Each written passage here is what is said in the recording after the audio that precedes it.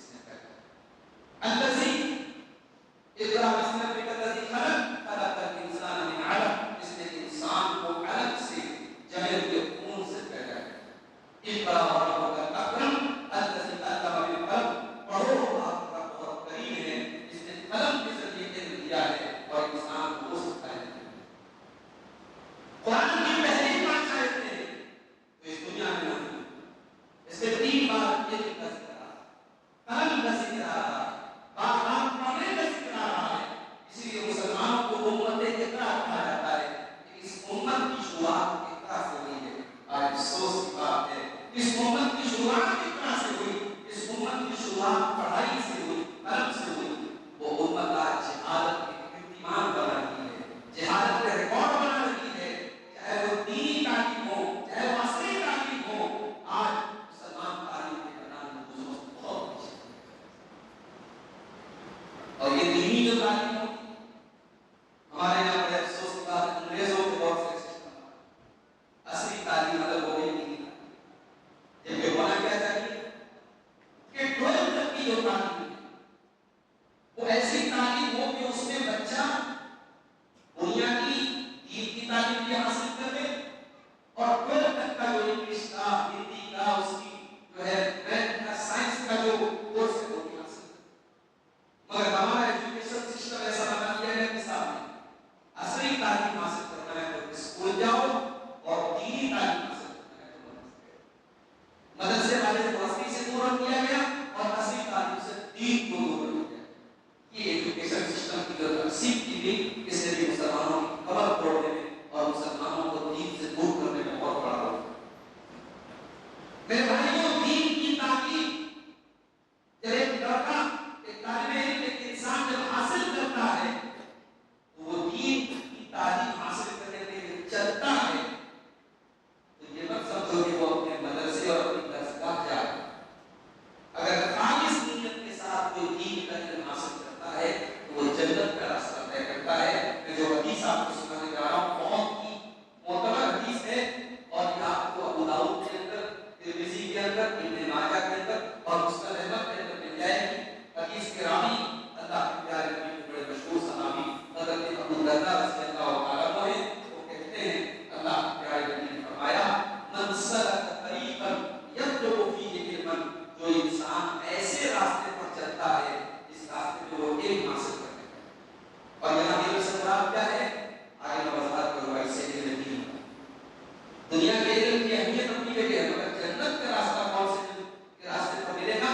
اس راستے پہ آپ علم نہیں حاصل کریں۔ من سلک طریقا یطلب فیہ علما، جو ایسے راستے پر چل رہا ہے، اس راستے پر علم حاصل کر رہا ہے، سلک اللہ بہ طریقا الی الجنہ، اللہ تعالیٰ اس کو جنت کے راستے پہ چلائے گا۔ وَإِنَّ الْمَلَائِكَةَ لَتَضَعُ أَجْنِحَتَهَا لِمَن طَالِبٍ الْعِلْمِ، اور جو دین کا طالب علم ہوتا ہے اس سے فرشتے اتنے خوش ہوتے ہیں کہ فرشتے اس کے لیے اپنے پروں کو نثارتے ہیں۔ وَإِنَّ الْعَالِمَ لَيَسْتَغْفِرُ لَهُ مَن فِي السَّمَاوَاتِ وَالْأَرْضِ وَالْإِيمَانُ فِي يَوْمِ الْجُمْعَةِ، اور عالم کے لیے مغفرت کی دعا کرتے ہیں آسمان والے، زمین والے، یہاں تک کہ پانی کے اندر مچھلی۔ علماء نے لکھا کہ پانی کی مچھلی کیوں دعا کرتی ہے عالم کی، اس کا کیا فائدہ ہے؟ علماء نے لکھا وہ عالم ہوتا ہے جو بتاتا ہے کہ مچھلی حلال ہے، وہ بتاتا ہے کہ مچھلی کے بارے میں شرعی حکم کیا ہے، وہ بتاتا ہے کہ قرآن و سنت مچھلی کے بارے میں کیا کہتے ہیں۔ اس لیے پانی کی مچھلی بھی اس عالم کے مغفرت کی دعا۔ اس کے بعد اللہ کے نبی نے فرمایا وَإِنَّ فَضْلَ الْعَالِمِ عَلَى الْعَابِدِ كَفَضْلِ الْقَمَرِ لَيْلَةَ الْبَدْرِ عَلَى سَائِرِ الْكَوَاكِبِ، جس طریقے سے چاندنی رات میں چوتھنی کا چاند نکلا ہوتا ہے، ستاروں کے بیچ میں اس کی اپنی الگ ایک شان ہوتی ہے، اپنی ایک الگ پہچان ہوتی ہے، عالم کی فضیلت عابد کے اوپر۔ ایک انسان عابد ہے، بہت بڑا عبادت گزار ہے، مگر عالم نہیں ہے، اور ایک انسان عالم ہے، اتنا بڑا عابد نہیں ہے، فرائض ادا کرتا ہے، اتنا بڑا عابد نہیں جتنا وہ عابد ہے، لیکن اس عالم کی فضیلت اس عابد کے اوپر ایسی ہے جیسے چاندنی رات کی چوتھنی کی چاند کی فضیلت باقی ستاروں۔ اور آگے اللہ تعالیٰ فرماتے ہیں وَإِنَّ الْعُلَمَاءَ وَرَثَةُ الْأَنْبِيَاءِ، اور علماء نبیوں کے وارث ہیں، اور نبیوں نے اپنی وراثت دینار اور درہم کو نہیں بنایا، وہ دنیا میں دینار اور درہم چھوڑ کر نہیں گئے، وہ علم چھوڑ کے گئے۔ تو جس نے علم دین کو حاصل کیا اس نے نبیوں کی وراثت کو حاصل کیا۔ اس سے بڑی دولت کوئی نہیں، اس سے بڑا دھن کوئی نہیں۔ میرے عزیزوں، یہ جون کا مہینہ ہمارا ایک دن مر ہے، اور ہمارے رشتے دار نے قبرستان لے کے جائیں گے، اور مٹی لے کر کے ہاتھ تھام کے ہمارے اپنے بچے، ہمارے اپنے بھائی ہمیں چھوڑ کے چلے جائیں۔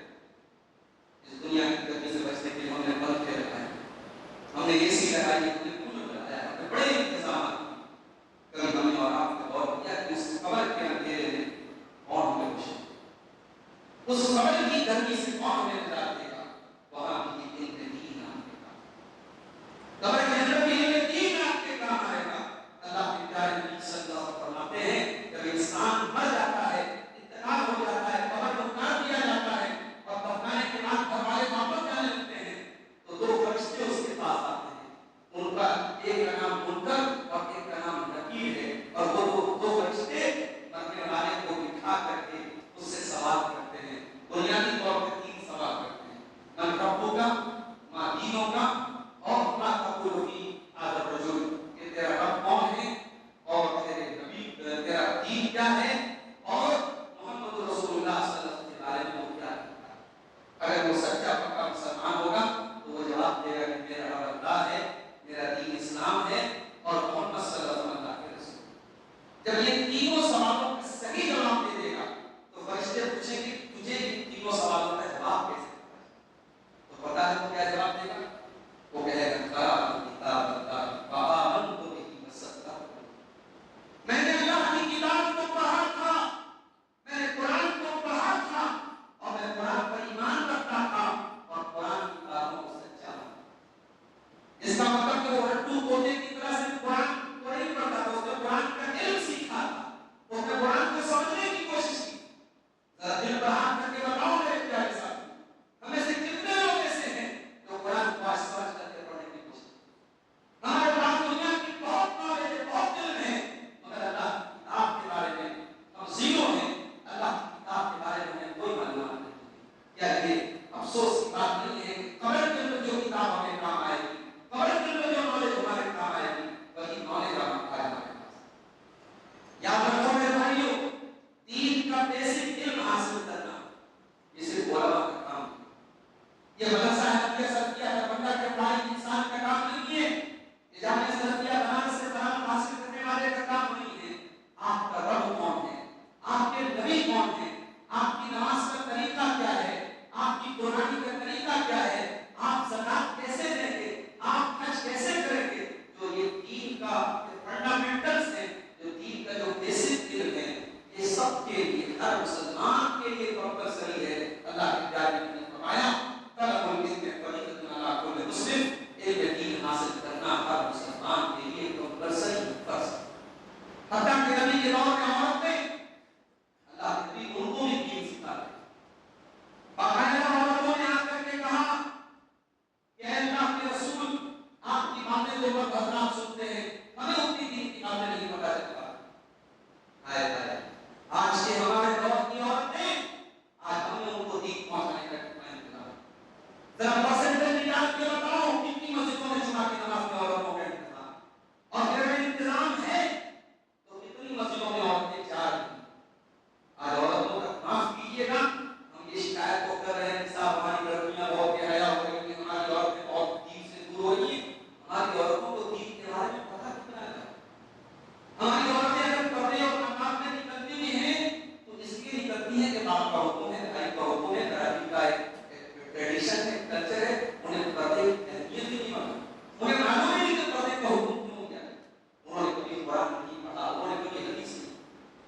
نبی کے دور کی عورتیں کتنی جاگروک تھیں، کتنی الرٹ تھیں، آ کر کے اللہ کے نبی سے شکایت کر رہی ہیں، اے اللہ کے نبی، دین تو صحابہ اللہ سیکھ رہے، ہمیں کون سکھائے؟ آپ نے عورتوں کے لیے دین دے۔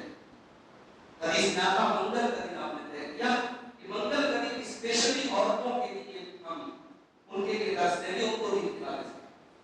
ایک دن آپ آئے اور آپ عورتوں میں درس دے رہے تھے، عورتوں کو دین کی بات بتا رہے تھے، اسی درس میں آپ نے فرمایا اگر کسی عورت کے 3 بچے اگر اللہ کو پیارے ہو جائیں، اگر کسی عورت کے 3 بچے مر جائیں اس کی زندگی میں اور وہ ان کی موت پر صبر سے کام لے تو اس کے اوپر جہنم حرام ہو جائے۔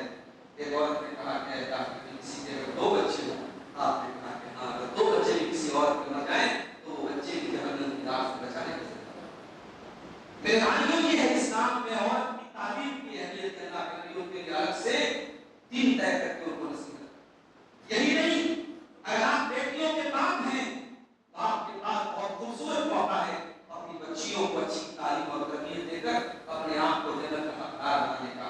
اللہ کے پیارے رسول صلی اللہ علیہ وسلم فرماتے ہیں، ترمذی کی صحیح روایت ہے، من عال جاریتین حتی تبلغ من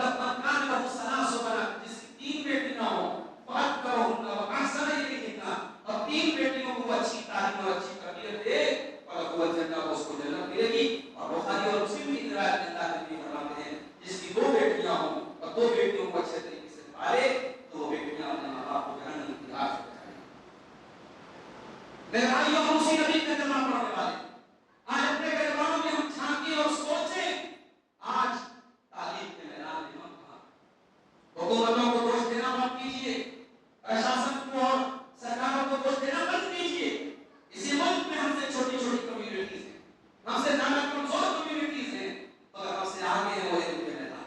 हमारे पास मसाइल की कमी नहीं है, हमारे पास माल की कमी नहीं है, और उसकी दलील ये है कि हमारी शादियों पर लाखों खर्च हो, हमारी शादियों पर लाखों खर्च हो रहे हैं, हमारी शादियों में बारातों में नोट की गड्डियां तक लुटाई गई हैं।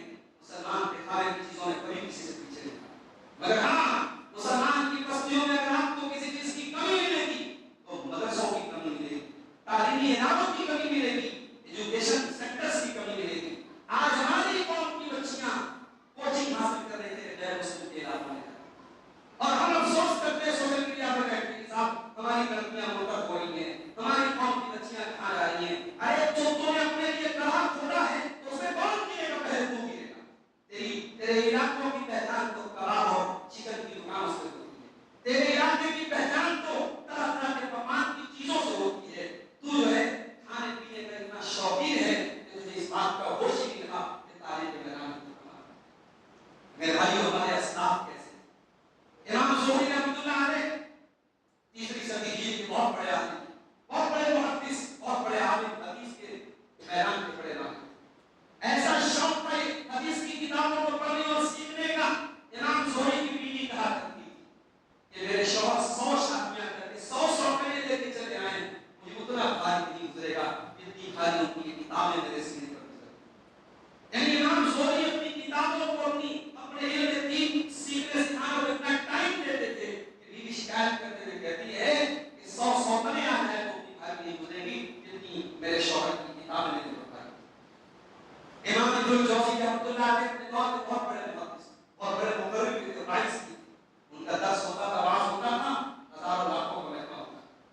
इब्नुल जौज़ी रहमतुल्लाह अलैह बहुत सारी किताबों के राइटर भी हैं। उस जमाने में फाउंटेन पेन नहीं, बॉल पेन नहीं था, लकड़ियों का कलम होता था जिसको तराश तराश के कलम तैयार किया जाता।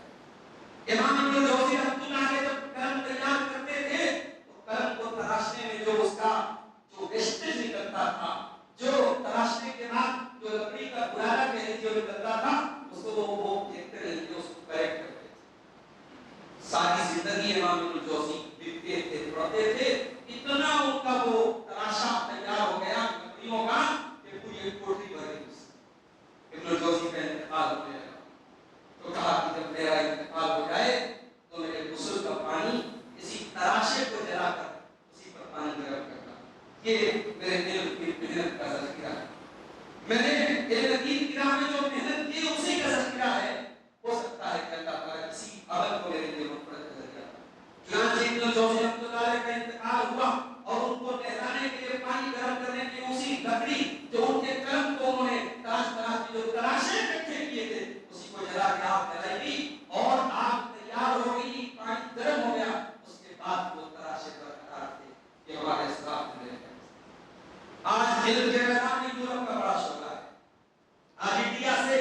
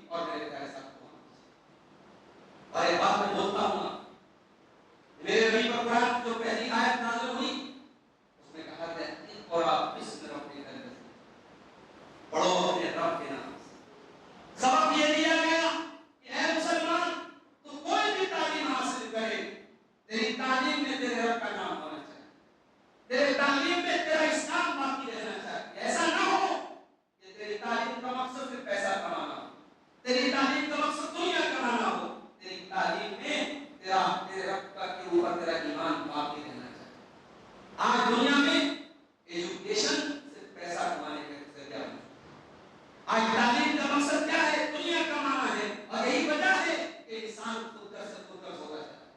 کوئی اپنی ڈیوٹی کو صحیح طریقے سے نہیں نبھا رہا ہے. کیوں؟ کیونکہ پورے ایجوکیشن سسٹم میں کہیں اخلاص نہیں ہے.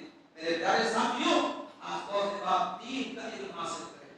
جب آپ دین کا علم حاصل کریں تو اللہ کے نبی فرماتے ہیں، ترمذی کی ابو داؤد کی صحیح روایت ہے، من تعلم علما مما یبتغى به وجه اللہ، کہ جو ایسا علم حاصل کرتا ہے جس علم کے ذریعے اللہ تعالیٰ کی رضا کو چاہا جاتا ہے، جو علم دین ہوتا ہے جس کا مقصد اللہ کو راضی کرنا ہوتا ہے، اور وہ علم حاصل اس لیے کر رہا ہے تاکہ دنیا کما لے، تاکہ دنیا کما لے، دنیا میں نام کما لے، دنیا میں شہرت کما لے. اس مقصد کے تحت وہ یہ دین حاصل کرتا ہے.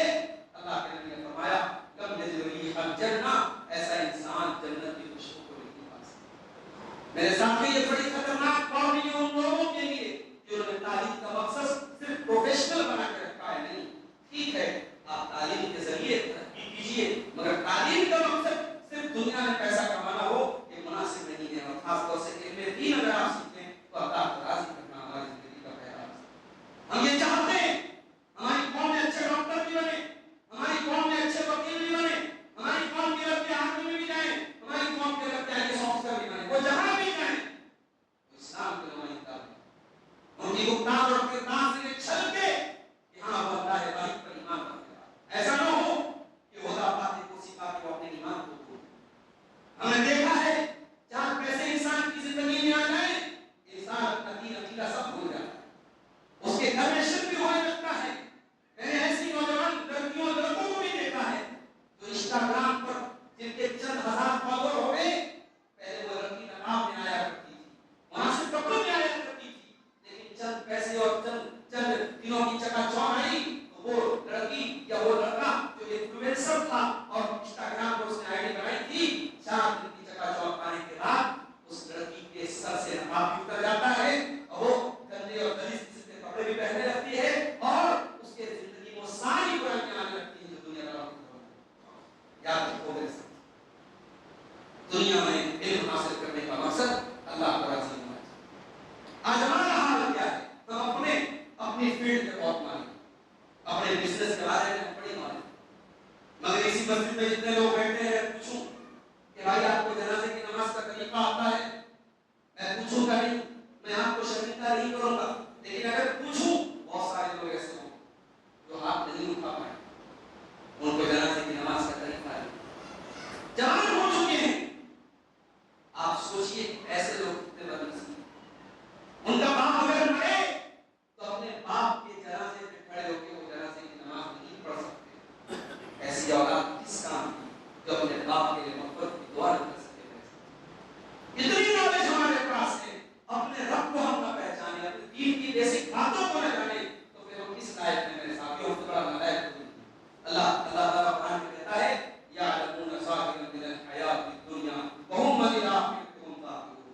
یہ میرے کچھ بندے ایسے بھی ہوتے ہیں دنیا کی بڑی نالج ان کے پاس ہوتی ہے مگر دین کے معاملے میں نہیں ہوتے. امام حسن بصری رحمۃ اللہ علیہ اس آیت کی تفسیر میں کہتے ہیں کہ بعض لوگ اتنے ماہر ہوتے ہیں کہ وہ اپنے انگوٹھے کے اپنی انگلی کے ناخن پہ رکھ کے بتا دیں گے سونے کے دینار کا وزن. کتنے ایکسپرٹ ہوتے ہیں، دینار کو اپنے انگلی کے ناخن پہ رکھ کے بتا دیں کہ اس کا وزن کتنا ہے، لیکن 2 رکعت نماز پڑھنے کے شعور نہیں. آپ مسجد میں دیکھ لیں بہت سارے لوگ نماز پڑھ رہے سجدے کی حالت میں دونوں پیر اٹھا ہوا ہے. ان کو نہیں معلوم کہ دونوں پیر کا زمین پر جگہ رہنا شرط ہے، ضروری ہے. کتنے لوگ ہیں نماز پڑھ رہے سجدے میں ان کی ناک زمین پہ نہیں، ان کو نہیں معلوم کہ ناک کا زمین پہ ٹچ کرنا ضروری ہے سجدے میں، نہیں معلوم. تو دین کی بیسک باتیں نہیں ہم لوگ، اور جیسے جیسے قیامت قریب یہ حالات آتے چلے. اللہ کے پیارے نبی فرماتے ہیں صحیح بخاری کی روایت ان من اشراط الساعہ، قیامت کی نشانی یہ بھی ہے ان یرفع العلم، علم کو اٹھا دیا جائے، ویثبت الجہل، اور جہالت بہت زیادہ پھیل جائے، ویظہر الزنا، اور زنا بہت زیادہ کیا جائے، ویشرب الخمر، اور شراب بہت زیادہ پی جائے. یہ حدیث آج اپنے معاشرے میں آپ دیکھ لیجیے کہ یہ چاروں چیزیں ہیں کہ نہیں. علم اٹھا دیا گیا کہ نہیں، جہالت پھیل گئی کہ نہیں، زنا پھیل گیا کہ نہیں، شراب پھیل گئی کہ نہیں. نبی نے جو بات بیان کی تھی 100% میرے پیارے ساتھیوں آج ہمارے سماج میں بالکل سٹیک ہوتی ہوئی نظر آئی.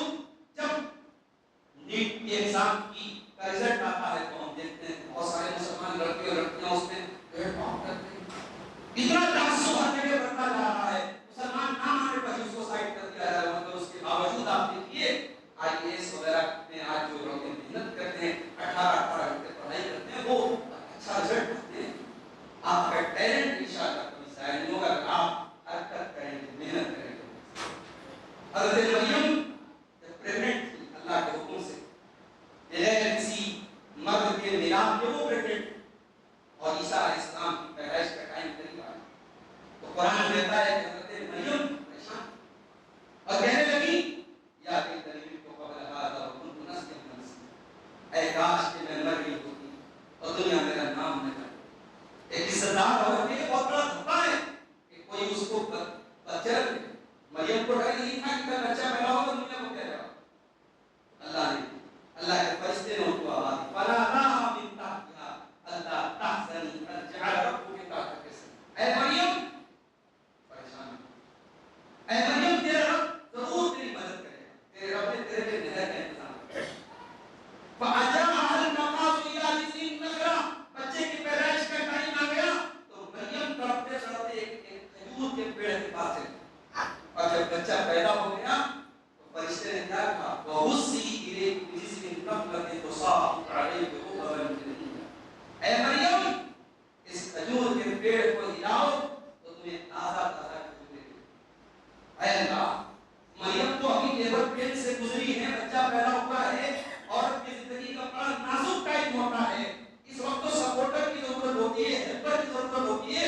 ایسے نازک وقت میں اے اللہ تو کسی پلیٹ پر کے ریڈی میڈ کھجور دے دیتا تو کیا ہوتا. مریم کے پاس ریڈی میڈ کھجور آسمان سے آ جاتی, کیا ممکن نہیں تھا؟ ممکن تھا. مگر اللہ نے ایک درس دیا, یہ حرکت کرو گے تب برکت ملے گی. مریم سے کہا گیا کہ مریم اس پیڑ کو پکڑ کے ہلاؤ تب تمہیں تازہ کھجور ملے گی. حضرت موسیٰ علیہ السلام جا رہے ہیں, پیچھے فرعون پیچھا کر رہا ہے, پانی آ گیا سامنے, دریا آ گیا سامنے. اللہ چاہتا ڈائریکٹ پانی میں راستہ بنا دیتا اور موسیٰ علیہ السلام پار ہو جاتے. مگر اللہ تعالیٰ نے موسیٰ سے کہا اس رب عصا پر, اے موسیٰ اپنے عصا کو پانی پر مارو.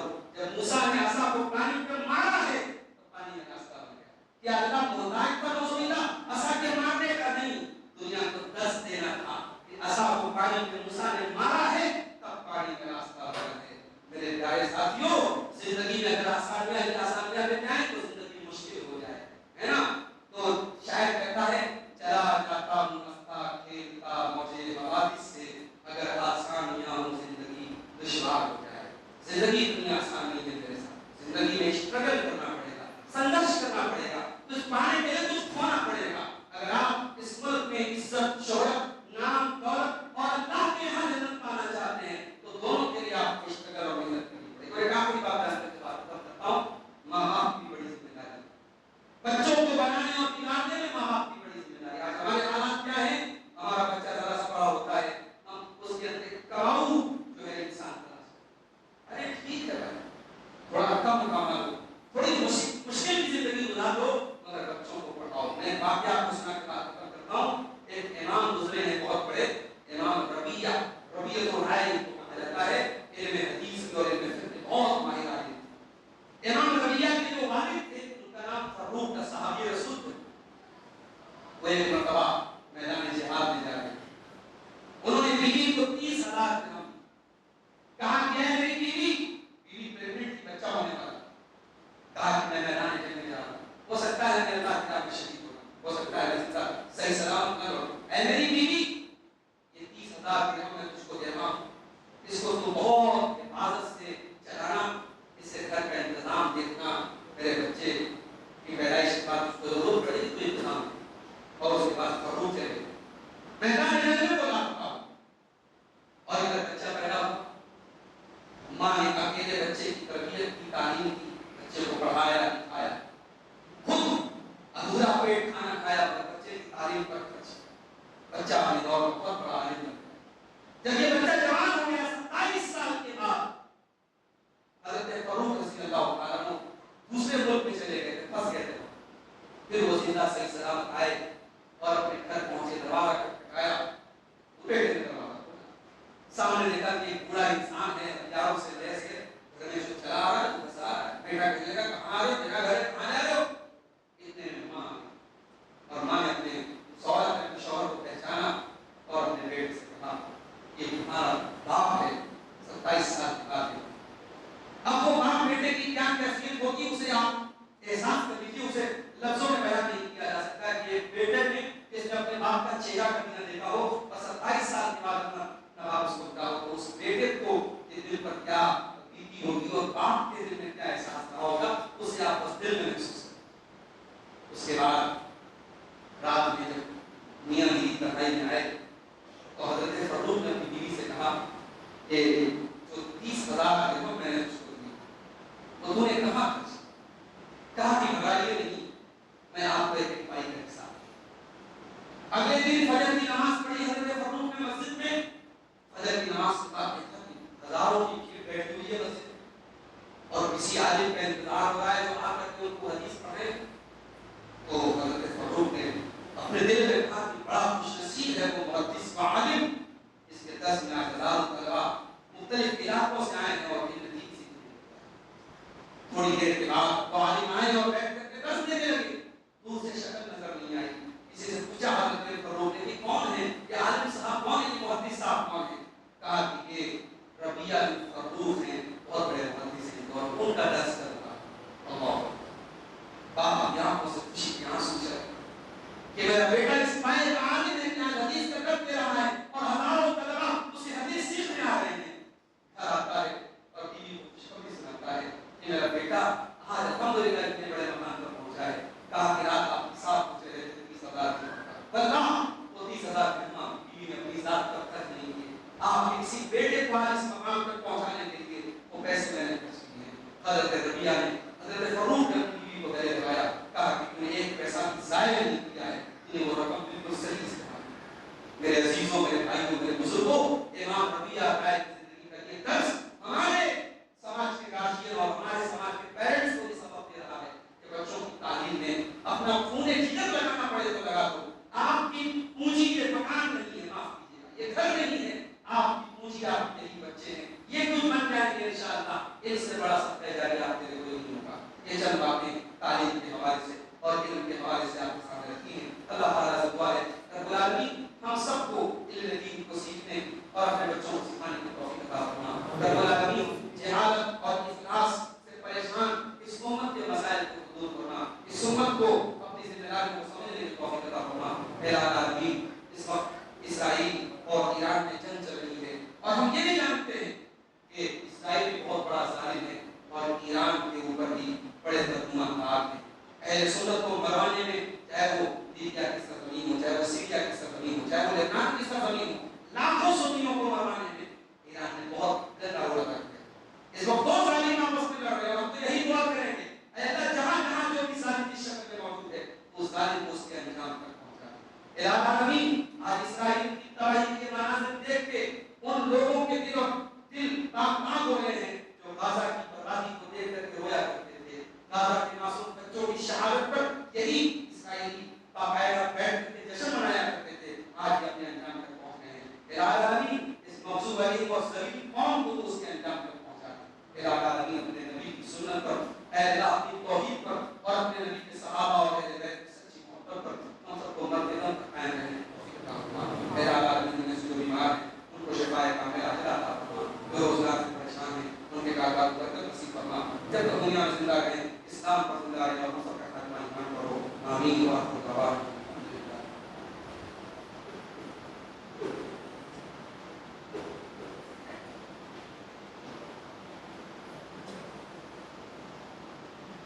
الحمد لله كفى وسلام على عباده الذين اصطفى. أما بعد أعوذ بالله من الشيطان الرجيم. بسم الله الرحمن